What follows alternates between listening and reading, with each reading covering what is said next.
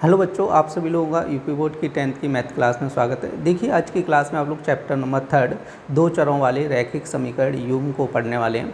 और देखिए, आज की क्लास में आप लोग 3A एक्सरसाइज को पढ़ेंगे।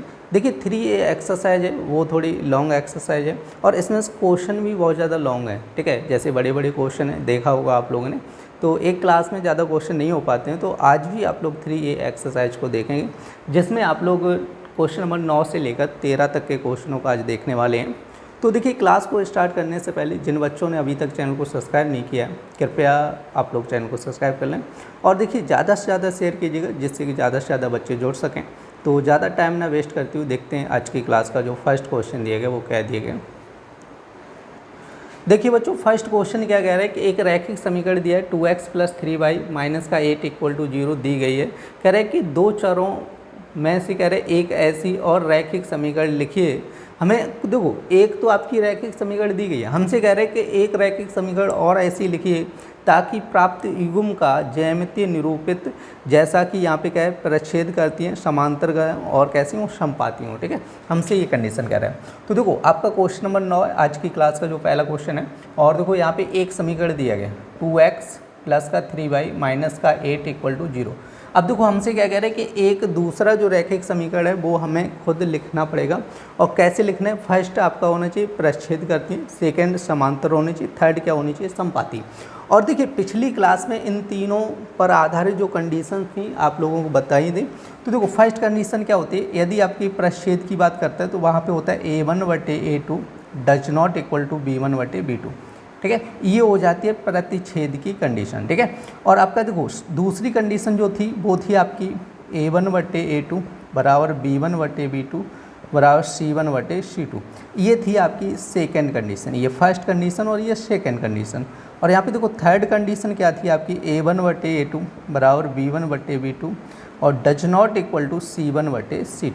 ठीक है, तो देखो ये आपकी थी प्रतिच्छेद करती हैं और ये आपकी थी समपाती के लिए, ये जो थी समपाती के लिए थी, जब रेखाएं कैसी होंगी, समपाती। और इसमें क्या था, जब रेखाएं कैसी होंगी, समांतर होंगी। ठीक है, समांतर कैसी होंगी, समांतर होंगी।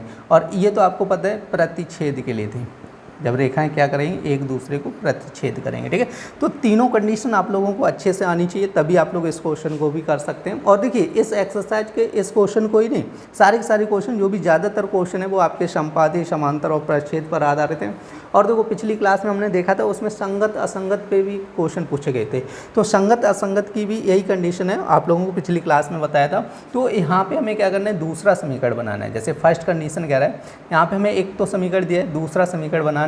और यहाँ पे कैसा बनना चाहिए, ऐसा बनना चाहिए कि रेखाएं कैसी बने, प्रतिच्छेद करती हूँ। कैसी हो, प्रतिच्छेद करती हूँ। प्रतिच्छेद में क्या होना चाहिए, देखो जैसे ये a1 का मान दिया तो a2 का मान हमें ऐसे रखना है, a1 a2 का अनुपात जो बने b1 b2 के बराबर नहीं होना चाहिए। ठीक है, तो हमें ऐसे समीकरण बनाना है। तो आप लोग कुछ भी बना लो, जैसे 2x प्लस यहाँ पे 7y और यहाँ पे कुछ भी कर लो, प्लस का 9 = 0। ठीक है, तो ये समीकरण बन गया। अब ये जो समीकरण है, देखो यहाँ पे जब हम लोग वैल्यू निकालेंगे, ये a1 का मान, ये a2 का मान, तो यहाँ पे क्या बनेगा 2/5, यहाँ पे क्या बनेगा 3/7। अब ये बताओ 2/5 और 3/7 आपस में बराबर है, नहीं बराबर है, समझे। और यहाँ पे जब निकालेंगे तो ये a b c तीनों मान आपस में बराबर नहीं होंगे। तो कौन सी कंडीशन लगेगी, फर्स्ट कंडीशन। और फर्स्ट कंडीशन क्या होती है, रेखाएं प्रतिच्छेद करती हैं। समझ में आया। अब देखो, इसका जो सेकंड कंडीशन कह रहा है, इसमें कह रहा है कि रेखाएं कैसी होनी चाहिए, समांतर हो। अब समांतर की पहली कंडीशन समझो, उसमें क्या होना चाहिए, a और b आपस में बराबर होनी चाहिए और c बराबर नहीं होना चाहिए। तो आप लोग ऐसे बना लीजिए समीकरण, यहाँ पे लिखो जैसे 4x और यहाँ पे लिखो 6y, क्योंकि देखो 2x/4 जैसे आपका 2/4 कितना हो जाएगा, 1/2, 3/6 कितना, a भी 1/2 हो जाएगा। और प्लस का यहाँ पे भी चाहो तो आप 8 लिख लो या 9 लिख लो, कुछ भी लिख लो, = 0। ठीक है, अब देखो ये वैल्यू जो होगी आप लोग यहाँ पे तुलना करो, इसका मान हो जाएगा 1/2, इसका भी मान 1/2, बट इसका मान हो जाएगा -8/9। अब ये जो मान होगा इन दोनों मान के बराबर नहीं होगा, समझे। इन दोनों की तुलना करो ना, दोनों की, इन दोनों मान के बराबर 8/9 होगा, नहीं होगा ना। इनका मान आएगा 1/2, इनका मान आएगा -8/9, तो बराबर नहीं हो सकता है। वही कंडीशन है, a और b आपस में बराबर होने चाहिए और c बराबर नहीं होना चाहिए। ठीक है, तो ये थे आपके सेकंड कंडीशन, समांतर वाली कंडीशन। अब हम लोग देखते हैं इसकी थर्ड कंडीशन। थर्ड कंडीशन क्या कह रहा है, समपाती होना चाहिए। अब समपाती में क्या होता है कि आपकी तीनों का अनुपात कैसा होना चाहिए, समान होना चाहिए। A1/A2 और B1/B2 और C1/C2 तीनों का अनुपात कैसा होना चाहिए, समान होना चाहिए। तो इसके लिए हम लोग जैसे इसी समीकरण को लिख सकते हैं 4x + 6y और यहाँ पे माइनस का 16 कर लो, ठीक है, कितना कर लो, माइनस का 16। देखो 2/4 करोगे तो कितना बनेगा, 1/2। 3/6 करो तो 1/2। -8/-16 तो माइनस से माइनस कैंसिल, 8 दूनी 16, तो इसका भी कितना बन जाएगा, 1/2।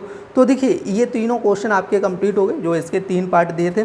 आप लोग ध्यान रखना है, देखिए आपकी बुक में जो आंसर दिए गए हैं वो कुछ भी दिए जा सकते हैं, ठीक है, क्योंकि हमें क्या करना है कि ऐसा समीकरण बनाना है, एक ऐसा रैखिक समीकरण बनाना है जिसमें रेखाएँ कैसी होनी चाहिए, प्रक्षेपित, ठीक है, प्रच्छेद करनी चाहिए। तो और दूसरी कंडीशन कह रहा है समांतर होनी चाहिए, तीसरी कंडीशन कह रहा है संपाती होनी चाहिए। तो इसका समीकरण हम लोग कुछ भी बना सकते हैं, XYZ जो भी आपकी मर्जी हो वो बनाओ। इसलिए बुक के आंसर आप लोग यहाँ पे मैच नहीं करना, बुक के आंसर यहाँ पे मैच नहीं हो रहे होंगे, ठीक है। तो ये समीकरण बनाने थे, तो ये तीनों क्वेश्चन के मतलब तीनों जो आपके भाग दिए थे उसके आंसर हो गए। आप लोग नोट कर लीजिएगा या आप लोग इसका स्क्रीनशॉट ले सकते हैं।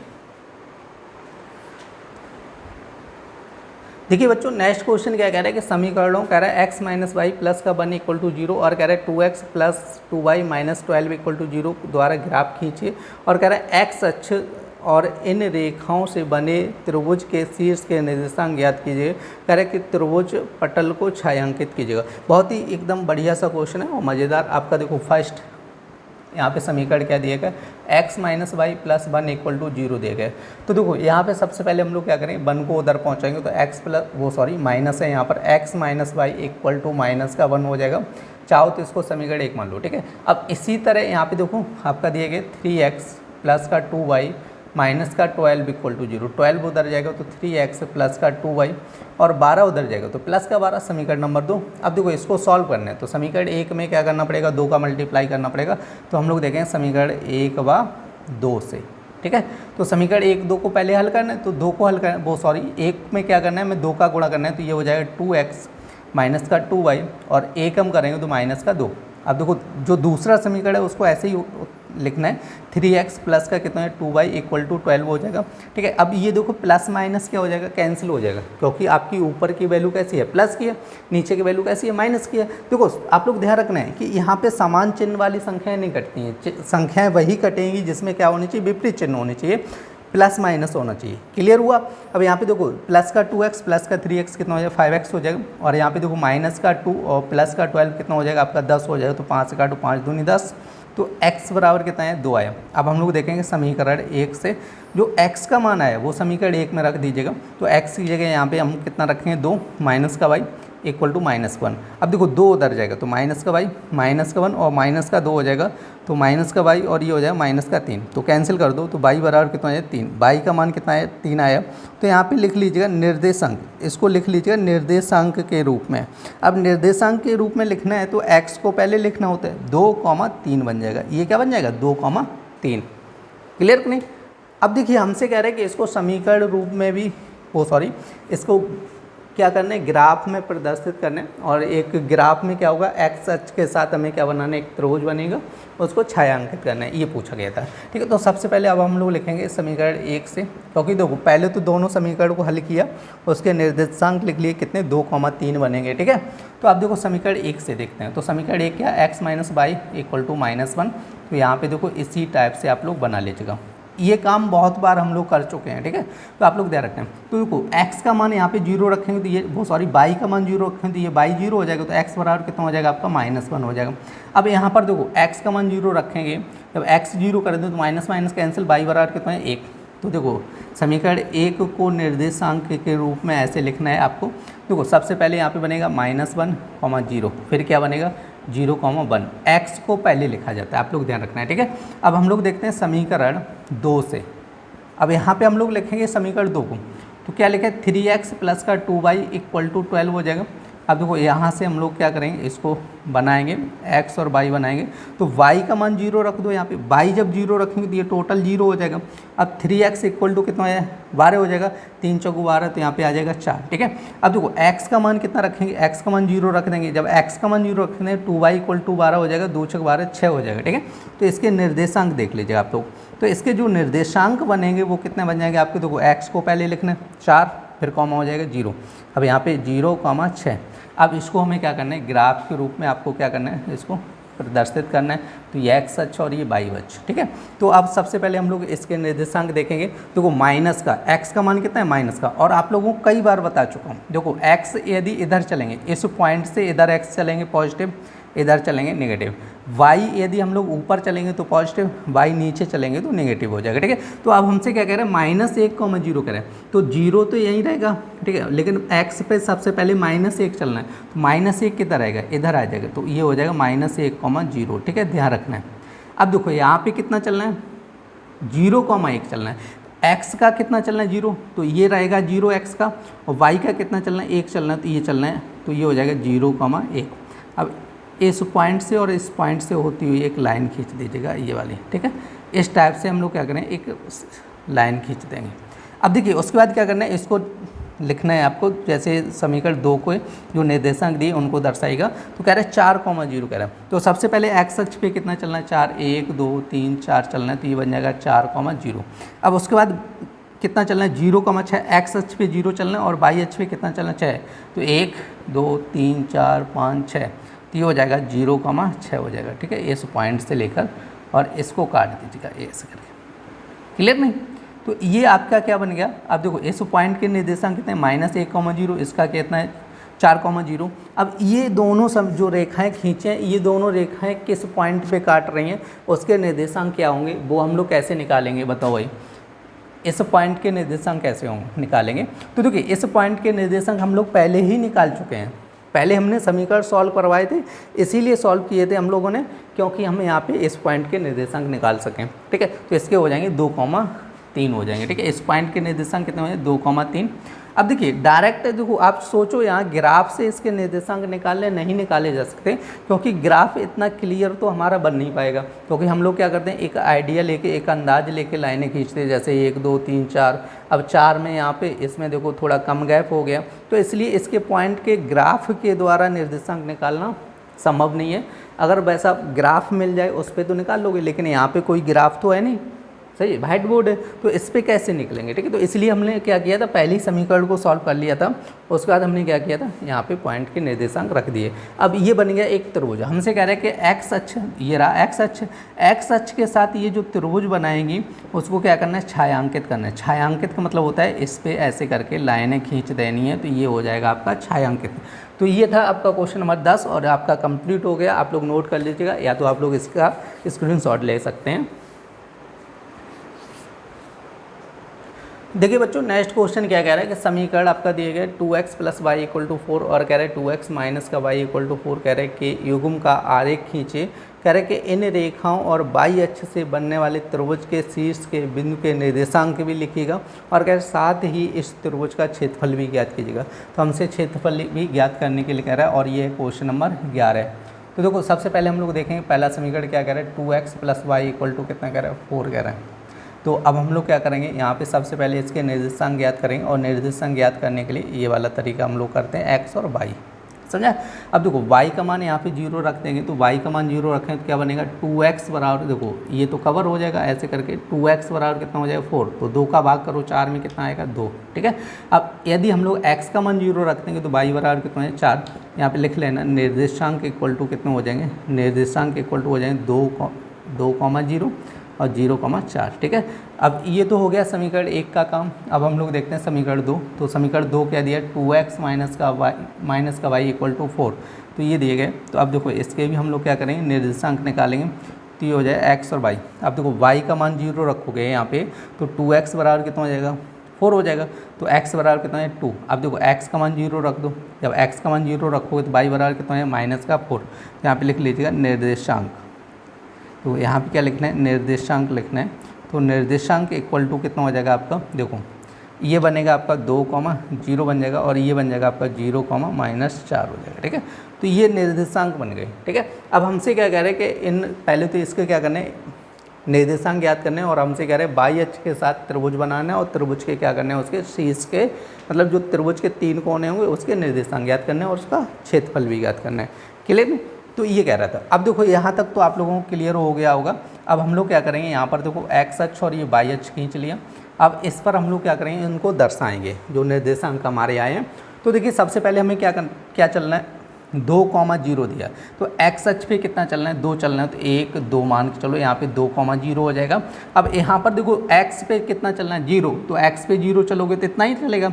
वाई पे कितना चलना है, 4, तो 1 2 3 4, तो ये बन जाएगा आपका 0,4। अब यहाँ से देखो इस पॉइंट से चलो इसका थोड़ा दूर कर लें, क्योंकि त्रिभुज बनाना है तो आपका सही से आना चाहिए, ऐसे करके मान लो ये 2,0 हो गया, और इनको थोड़ा कम कर लो, ठीक है, ये पॉइंट। तो देखो यहाँ से और ऐसे करके एक हम लोग क्या करेंगे, लाइन हो खींच देंगे, ठीक है। तो ये पहले जो समीकरण दिया था उसका काम हो गया। अब हम लोग देखते हैं सेकंड समीकरण के निर्देशांक। तो यहाँ पे क्या दिया था, पहले तो वही दिया 2,0, तो 2 चलोगे तो 1 2 यहीं पर रहेगा 2,0। उसके बाद क्या चलना है, 0,-4 चलना है, तो 0 तो यहीं रहेगा। अब बाई अक्ष पे क्या चलना है, माइनस चलना है। तो बाई अक्ष पे आप लोगों को बताया था ऊपर साइड चलोगे तो प्लस, नीचे साइड चलोगे तो माइनस। तो 1 2 3 4, तो यहाँ पे आ जाएगा आपका 0,-4 नीचे साइड, ठीक है। तो यहाँ से यहाँ तक आप लोग क्या करना है, इसको लाइन खींच लीजिएगा, तो ये बन गया आपका त्रिभुज बन गया, ठीक है। तो आप देखो त्रिभुज का ये आपका क्या हो जाएगा, ऊंचाई हो जाएगी, और ऊंचाई कितनी दी गई, 2 दी गई, क्लियर है। तो हमसे कह रहे थे देखो पहले तो क्या करना है, त्रिभुज बनाना है, और त्रिभुज के, ठीक है, निर्देशांक लिखने हैं। तो यहाँ पे लिख लेना त्रिभुज के शीर्ष के निर्देशांक। हमसे कह रहे हैं कि त्रिभुज के शीर्ष के निर्देशांक भी लिखने हैं। तो देखो शीर्ष के निर्देशांक आप लोग देख लिए 0,4, और ये हो जाएगा 2,0 और 0,-4, ये हो जाएंगे त्रिभुज के शीर्ष के निर्देशांक, मतलब इसके तीनों कोणों के निर्देशांक। हमसे कह रहा था देखो बाई अक्ष के साथ कोण का पूछ रहा है, तो बाई अक्ष के साथ तो यही तो बनेगा। अब देखिए इतना तो काम हो गया, आधा क्वेश्चन हो गया। अब हम लोगों को क्या पूछा गया, क्षेत्रफल पूछा गया, ठीक है। तो यहाँ पे क्षेत्रफल निकालने के लिए आप लोग ध्यान रखना है। तो देखिए 2 त्रिभुज बन रहे हैं, और ये आपका लंब हो गया, तो ये त्रिभुज बनेगा समकोण। ऊपर वाला जो त्रिभुज बनेगा वो कैसा बनेगा, समकोण त्रिभुज बनेगा। और समकोण त्रिभुज का क्षेत्रफल क्या होता है, 1/2 आधार गुणे ऊंचाई, ठीक है। यहाँ पे हम लोग देखेंगे समकोण त्रिभुज का क्षेत्रफल, ठीक है। आप लोग लिख लीजिएगा फॉर्मूला, त्रिभुज का क्षेत्रफल इक्वल टू क्या होता है, 1/2, चलो इधर लिखे दे रहा हूँ, जगह कम है, तो ये हो जाए 1/2 आधार गुणे ऊंचाई। क्या हो जाएगी, आधार गुणे ऊंचाई, क्लियर नहीं। तो समकोण त्रिभुज का क्षेत्रफल क्या होता है, 1/2 आधार। देखो 1/2 आधार कितना हो जाए, इसका बेस तो ये बन रहा है ना, ये वाला, ये दूरी कितनी है, 4 है, क्योंकि 1 2 3 4 पॉइंट है, और ये दूरी कितनी है, 2 पॉइंट है। तो इसका आधार हो गया 4, और ऊंचाई कितनी होगी, 2 हो गई। अब इस त्रिभुज के लिए भी देखा जाएगा, नीचे वाला त्रिभुज बन रहा है, तो इसकी भी ऊंचाई कितनी होगी, 2 हो गई। आधार 1 2 3 4, इसका भी आधार कितना है, 4। तो यहाँ पे देखो 2 त्रिभुज बन रहे हैं, ठीक है। दोनों का एक साथ निकालना चाहो तो निकल भी आ जाएगा, लेकिन हम लोग क्या करेंगे, पहले तो एक त्रिभुज का निकालेंगे, ठीक है। उसके बाद क्या करेंगे, उसका 2 गुना कर देंगे। तो यहाँ पे निकालेंगे त्रिभुज का क्षेत्रफल, क्या हो जाए, 1/2 आधार, आधार कितना है आपका 4, ऊंचाई कितनी है 2, तो कैंसिल कर दो, तो इसका क्षेत्रफल आ जाएगा कितना, 4, ठीक है। और यहाँ पे देखो या तो ये लिख लो छायांकित भाग का क्षेत्रफल, या मतलब कुल क्षेत्रफल लिख लो, कुछ भी लिख लो यहाँ पे। तो यहाँ पे लिखेंगे कुल क्षेत्रफल इक्वल टू आपका हो जाएगा 2 × 4, तो यहाँ पे हो जाएगा आपका 4 दूनी 8 वर्ग, और ये आप लोग ध्यान रखना है किस में दिया था, चलो ऐसे ही बनो 8 इकाई बना रहे ना, तो इसका जो कुल क्षेत्रफल निकलेगा वो 8 निकल आएगा, ठीक है। तो आप लोग इस क्वेश्चन को भी नोट कर लीजिएगा। देखिए बच्चों नेक्स्ट क्वेश्चन क्या कह रहा है कि के किस मान के लिए कह रहे हैं, निम्नलिखित रैखिक समीकरणों के युग्म का कोई हल नहीं है, कोई हल की बात कर रहे हैं। और यहाँ पे 2 समीकरण दिए, 3x + y = 1 दिया, और कह रहे हैं 2k - 1x, और यहाँ पे k - 1y = 2k + 1 दिया गया, ठीक है। तो देखो इसको हमें लिखना है, आपका क्वेश्चन नंबर 12 दिए गए, और हमसे कह रहे हैं समीकरण कोई हल नहीं है। तो देखो लिखना है 3x + का y, और देखो 1 जो उधर है ना उसको इधर कर लो, तो -1 = 0। अब तुलना करो ax² + का by + c बराबर कितना है, 0 हो जाएगा। तो यहाँ पे 1 लिख लो, a1 b1 c1, ठीक है। तो a1 बराबर कितना है 3, और b1 बराबर कितना हो जाएगा आपका 1 हो जाएगा, और c1 बराबर कितना है -1 हो जाएगा, ठीक है। यहीं तक आप लोग छोड़ दीजिए। अब हम लोग लिखेंगे समीकरण 2 को। तो समीकरण 2 क्या दिया, 2k - 1 outside x + k - 1 outside y, और देखो ये टोटल वैल्यू इधर लेके आए तो माइनस लग जाएगा, 2k + 1 = कितना हो जाएगा 0। अब इसकी भी तुलना करो, a2x + b2y + c2 बराबर कितना हो जाएगा 0 हो जाएगा, ठीक है। तो देखो a2 बराबर कितना आ जाएगा 2k - 1 हो जाएगा, ठीक है। अब देखो V2 बराबर कितना हो जाएगा, k-1 हो जाएगा, और यहाँ पे आपका C2 बराबर कितना है, माइनस का 2k+1 हो जाएगा। क्लियर नहीं? तो ये सारी वैल्यू आपकी आ गई। अब देखो हमसे क्या कह रहा है, समीकरण युग्म का कोई हल नहीं है, तो यहाँ पे लिखना है जब समीकरण के युग्म का कोई हल नहीं है, जब समीकरण के, जब लिखना है यहाँ पे, जब समीकरण के युग्म का कोई हल नहीं है। तो कोई हल नहीं है तो कौन सी कंडीशन लगती थी आप लोगों को पता होगा, ये वाली a1/a2 बराबर b1/b2 does not equal to c1/c2। ठीक है, जिन लोगों ने पिछली क्लास देखी होंगी तो उन लोगों को कोई प्रॉब्लम नहीं हो रही होगी आज की क्लास में। ठीक है, तो ये होती है आपकी वो कंडीशन जब समीकरण युग्म का कोई हल नहीं होता है। तो देखो ये c का मान जो है इनके बराबर नहीं होता है, तो हम लोग यहाँ पे ये वैल्यू उठा के रखेंगे, तो ये हो जाएगी a1/a2 इक्वल टू b1/b2, इसको रखना है। ठीक है, हम लोगों को क्या चाहिए, k का मान चाहिए, तो k का मान निकल आएगा। ठीक है, आधी कंडीशन लगा दी, पूरी तो ये होती है डज नॉट इक्वल टू सी, जब इनका मान c के बराबर नहीं तो हम लोग हल कैसे कर सकते हो, तो उसको छोड़ दो। ठीक है, तो देखो a1 का मान कितना दिया 3 और a2 का मान कितना दिया गया आपका 2k-1 हो जाएगा। ठीक है, इक्वल टू, और b1 का मान कितना दिया 1 और b2 का मान कितना दिया k-1। ठीक है, अब देखो इसका क्रॉस करना है तो इसका क्रॉस करेंगे, इधर साइड आएगा तो 3k-1, इसका जब क्रॉस करेंगे 2k-1। अब 3 का अंदर करो 3k-3 हो जाएगा तो 2k-1 हो। अब देखो 2k इधर आएगा तो 3k- कितना हो जाएगा आपका 3k-2k हो जाएगा, और यहाँ पे देखो -1 और माइनस का 3 उधर जाएगा तो कैसे हो जाए प्लस का। अब 3k में से 2k गया तो k, और 3 में से 1 गया तो 2, तो यहाँ पे k इक्वल टू कितना हो जाएगा 2 हो जाएगा। तो ये था क्वेश्चन नंबर 12। बहुत ही देखो ये तो बहुत ही छोटा सा क्वेश्चन था, तो आप लोग नोट कर लो या तो आप लोग इसका स्क्रीनशॉट ले सकते हैं।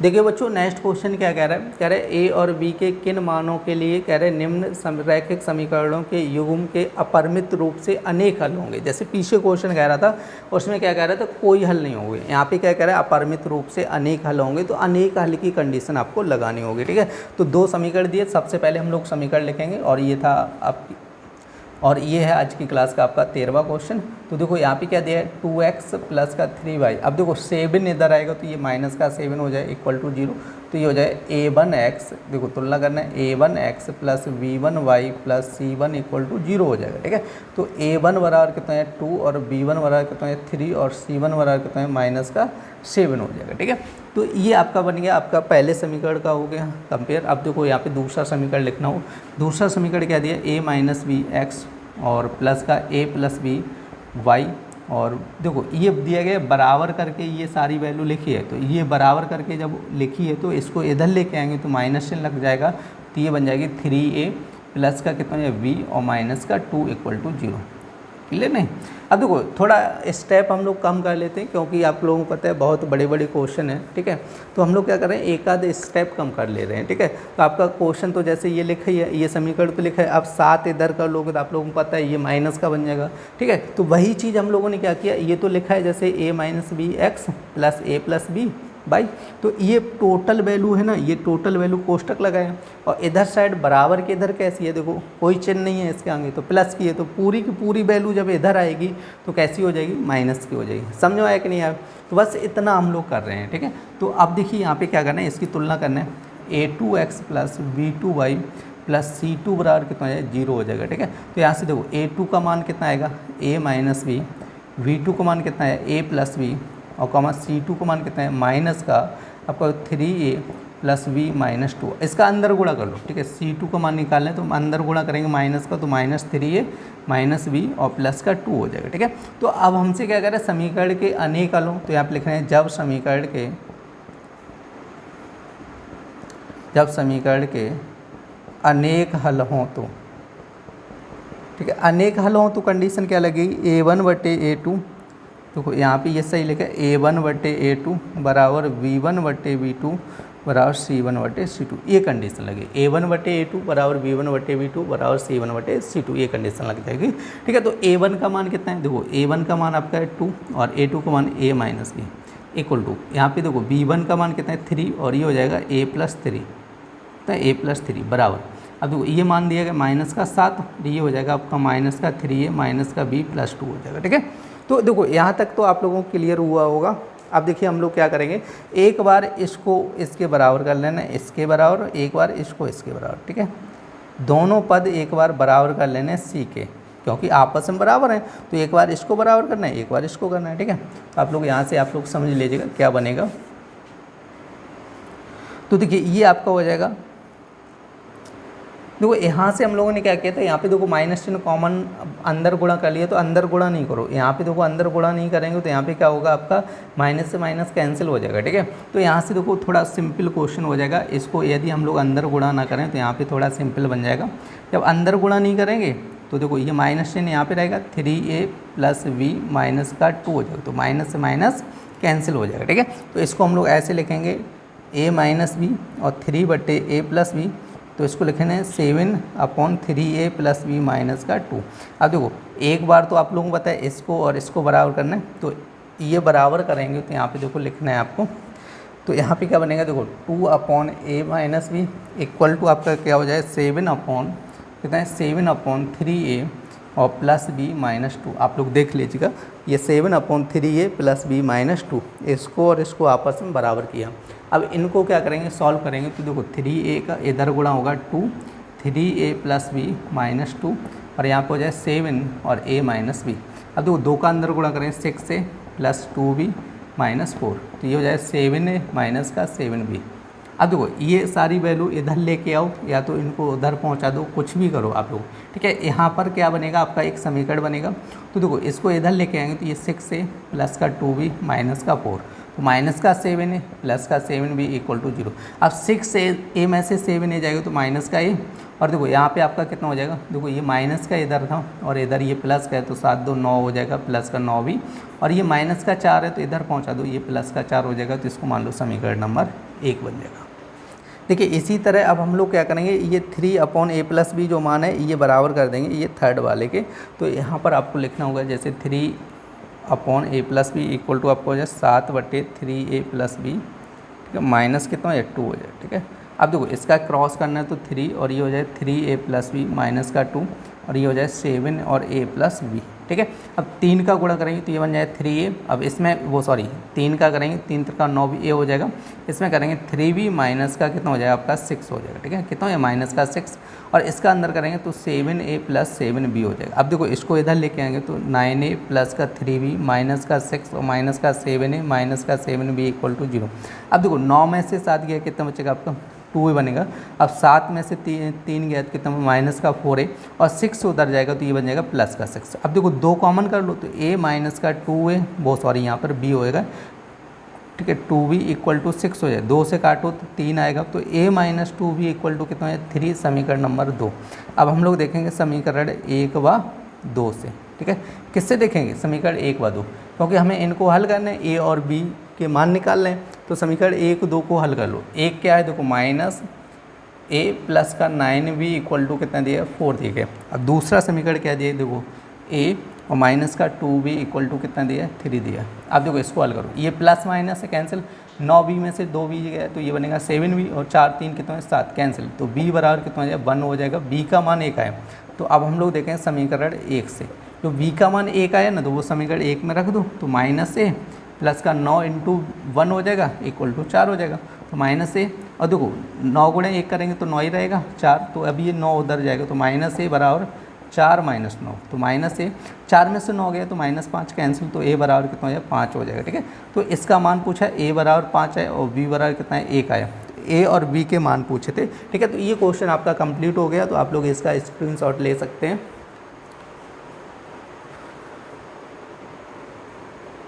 देखिए बच्चों, आज की क्लास में आप लोगों ने 3A एक्सरसाइज को पढ़ा था। उम्मीद करते हैं आज की क्लास आप लोगों को पसंद आई होगी। यदि क्लास पसंद आई तो कृपया लाइक करें, और जिन बच्चों ने अभी तक चैनल को सब्सक्राइब नहीं किया है कृपया आप लोग चैनल को सब्सक्राइब कर लें, और देखिए ज़्यादा से ज़्यादा शेयर कीजिएगा जिससे कि ज़्यादा से ज़्यादा बच्चे जुड़ सकें। फिर मिलते हैं ऐसी नेक्स्ट क्लास में, तब तक के लिए धन्यवाद।